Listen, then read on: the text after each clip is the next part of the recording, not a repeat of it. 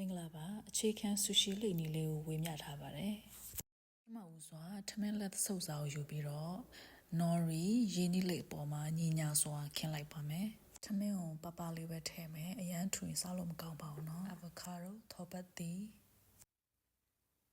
crab steak ကနန်းချောင်းပြီး cucumber တခွာသီးအထက်မှာ ingredients ၃မျိုးထည့်ပြီးတော့လိပ်တော့မယ်ဆိုရင်ရင်းလိပ်ဖြာရက်ထိတ်နဲ့တလမခန့်ချမယ်။ကဲပြီးရင်လက်ထိတ်လေးနဲ့အထက်ကပေါင်ရင်ပစ္စည်းတွေကိုထိန်းပြီးတော့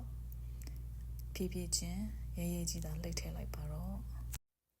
ဟိုဘက်နဲ့ဒီဘက်နဲ့ဆက်သွားတဲ့အပိတ်နေရာကအမြဲတမ်းအောက်မှာဖြစ်နေရပါမယ်အဲ့ဒါမှတော့ပြန်ကွဲမထွက်မှာပေါ့နော်နှစ်ပတ်သုံးပတ်လှည့်စရာမလိုပါဂျုံမုံနေနေရမဟုတ်ပါဘူးနော်ဆက်သွားတဲ့အပိတ်နေရာတွေကအမြဲတမ်းအောက်မှာပြီးရင်ညီညာစွာဖြတ်လိုက်ပါမယ်ထဲတော့မယ်ဆိုရင်အထဲမှာပါတဲ့ပေါင်ရင်ပစ္စည်းတွေကိုမြင်တောင်ထဲပါကဲပေါင်ရင်ပစ္စည်းတွေရဲ့နေရာယူမှုကြည့်လိုက်ပါavocado တွေကဘယ်ဘက်မှာ crab stick ရညာဘက်မှာ cucumber အောက်မှာညီညာစွာနဲ့လှပတဲ့ california တို့တပူရပါပြီ